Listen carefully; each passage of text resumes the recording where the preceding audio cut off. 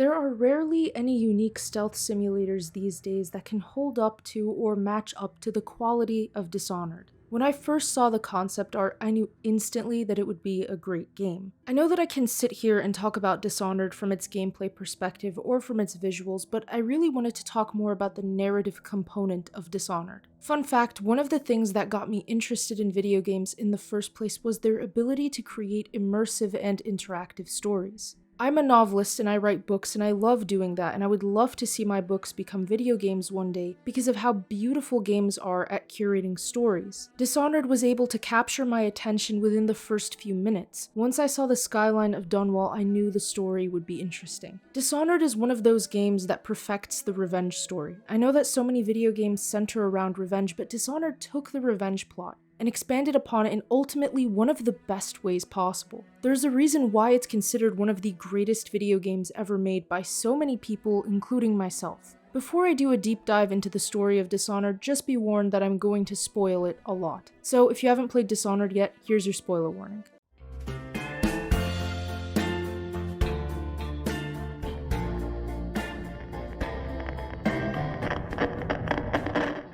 Dishonored tells the tale of a man named Corvo Attano who starts the story out as the protector of Empress Jessamine Caldwin. Dishonored is set in a city called Dunwall, which was modeled off of London and Edinburgh in the late 1800s to the early 1900s. One of the important things to know about Dunwall is that it's under siege by a plague spread by rats. The plague is killing the poor of Dunwall, and the rich are retreating further and further away from being anywhere near the poor. The infected, known as weepers, cry blood and become violent. Keep this in mind because it's going to become important to the discussion later. The story of Dishonored starts out with Corvo returning from a foreign voyage to try and seek aid for Dunwall. However, a group of assassins led by a man named Daoud kills the Empress, and Corvo is framed for the assassination by the Spy Master. Corvo is later set to be executed after the Spy Master seizes control of Dunwall as Lord Regent and begins to employ an oppressive regime on the city. Corvo is aided by a group of loyalists to the Empress, and he is able to escape from the prison and to the Hound Pit's pub to meet with Admiral Havelock and the other loyalists. Corvo is then sent by the loyalists to eliminate the conspirators behind the Lord Regent's plot to take control of Dunwall. The goal is to find Emily, the daughter of Empress Jessamine, and place her on the throne, which would be her rightful place. Corvo seems to work with the motivation of helping Emily in mind, and he takes out High Overseer Campbell first. He later learns Emily is being held in a brothel called the Golden Cat, under the supervision of twins Custis and Morgan Pendleton. Corvo rescues Emily and takes out the twins, and he takes Emily to the Hound Pit's pub where she is kept safe. He is then sent to abduct a man named Sokolov, a genius scientist who has helped the Lord Regent create powerful technologies. Sokolov reveals the identity of the financier of the Lord Regent, a woman named Lady Boyle. Corvo sneaks into Lady Boyle's masquerade ball and eliminates her as well. After this, Admiral Havelock tells Corvo to move against the Lord Regent. Once Corvo infiltrates the Dunwall Tower, he learns that the Lord Regent had intentionally infected the population with the plague in order to decimate the lower classes in society. However, the plague grew out of his control, as it obviously would.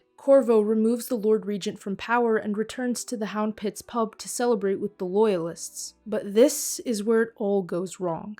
Before I get into the rest of the story though, I wanted to talk about the Lord Regent, the plague, and the aspects of corruption present in the story. One of the things that Dishonored does correctly is display the concept of the subjugation and oppression of the lower and poorer classes of society. Far and wide throughout history, we have seen these sorts of trends occurring over and over again. Those few in power hold nearly all the wealth and have the resources and tools and ability to force the lower classes into subpar slave-like conditions. Dunwall is no exception to that. The coup that replaces Empress Jessamine has their sights set on destroying the poor and oppressing them. This could be called power tripping, but it could also be called corruption to the highest degree. Intentionally infecting an entire subset of the population with the goal of control is precisely what a person like the Lord Regent would do. This is what I liked about Dishonored. It gave a villain with realistic intentions and realistic actions to fit the intentions. We often like to think that humans are not very evil and that those in power are not very corrupt, but this is naive. All over the world, we are posed with scenarios of leaders acting corrupt and subjugating citizens to be second class, while they and their inner circle take everything for themselves. This is not an exaggerated villain from a story. This is a real, existent human phenomenon. So when the Lord Regent does something similar, it only makes sense. By using a plague, the Lord Regent was able to put the city in a vulnerable position. people's freedoms are completely revoked because people are afraid. If you ever want to know how dictators gain power, check out what happened prior to their ascent. Typically, there was something that decimated society, be it war, famine, plagues, etc. These are all proper precursors for government control, and this is precisely what happens in Dunwall. By means of creating powerful technologies, the city was able to subjugate its citizens even more. Fear is a powerful tool and one that has worked countless times. Another aspect of the story that I think is well written is the concept of revenge in the mind of Corvo. Now, Dishonored does give you the ability to essentially choose whether or not you will kill or subdue your enemies, but the effect is pretty much the same. It's the concept of revenge. I say this quite often, but I watch a lot of movies and shows that tackle this revenge idea, and a lot of them miss the mark on this aspect. People don't typically forgive. Psychology is just not that simple. These sorts of media often pose revenge and obtaining revenge as being this otherworldly concept, but in human behavior, revenge is quite ingrained. Look at so many wars that have occurred throughout history. They are often revenge just on a national scale. Corvo operates on the idea that revenge and justice are the same concepts, and this is why he takes it with near ease to dispatch his enemies. To him, they are all representative of the same corruption that he seeks to destroy. Not only that, but we later learn that Corvo and Jessamine had a relationship and that he is the father of Emily. So this makes the story even more intriguing and complex. This is a man who clearly wants not only to save the nation, but to protect his family, and he will stop at nothing to do so. That's pretty powerful, and I love that the writers decided to make this the story underlying the main plotline. To be honest, I had a feeling from the start that Emily was Corvo's daughter, but having a confirmation was nice too. Okay, now I'm going to go back to the main story now, don't worry. While celebrating, Corvo suddenly passes out in his room after having a drink and wakes up. He returns to the Hound Pit's pub where he learns that the ferry driver Samuel had poisoned his drink, but had given him a non-lethal dose to protect him. In fact, the so-called loyalists simply wanted to install Emily as a figurehead and puppet Empress so that they could rule instead. They also didn't want Corvo to interfere with their plans since he clearly cares for Emily and wouldn't let it slide. Corvo is eventually taken prisoner by Dowd the Assassin and is sent to now Lord Regent Havelock. However, Corvo is able to overcome the new captors, defeats Dowd and the Assassins before he heads back to the pub. He has found that Havelock killed many loyalists and has taken Emily and several others captive. Corvo is able to stop Havelock, and Corvo can choose to save Emily, though I don't see why the player would refuse to save her, honestly. It's later revealed that Havelock suspected Corvo was Emily's father, which makes sense considering his motivations. Now, the ending is actually different depending on your actions and decisions throughout the game. If Corvo saves Emily and a small amount of chaos is caused, she ascends the throne with Corvo at her side.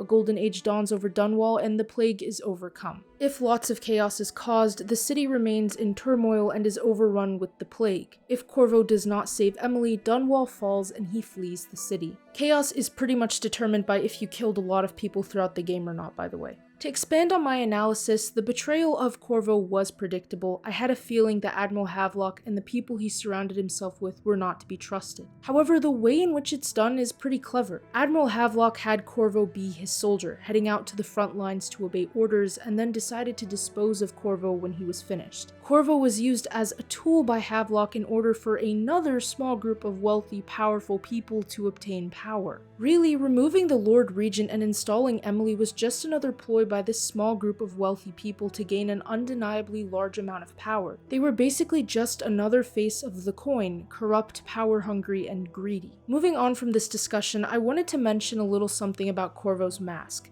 The mask Corvo wears is very unique. I've personally never seen anything like it or similar to it in other video games. It's supposed to essentially be the face of death. And that's what I like about the mask and Corvo's use of it. With him wearing the mask, he essentially becomes death itself. Not the harbinger of it, but rather the concept of it. His mask becomes the visual indicator of his work and of the concept of death. His form of revenge is to deliver death to those that wronged him and his family. And I think that it fits perfectly with the narrative. Dishonored and its story are clever, and although I know it may not look this deep on the outside, analyze it a bit more intently and you'll find that there are many themes explored in this story that are powerful, intriguing, and thought-provoking. There's a reason why Dishonored had such high ratings upon its release and is still considered one of the greatest games ever. Its ability to let you shape the narrative, control the story, and direct your actions in the way that you want ultimately prove themselves to be unique and allow for an already interesting narrative to become even more interesting. And with that being said, thanks for watching. If you enjoyed the video, don't forget to subscribe with notifications set to all and drop a like. Comment below your thoughts on Dishonored. Don't forget to check out my military sci-fi series and my newspaper. The links are in the description below. And until next time, Symbiosis out.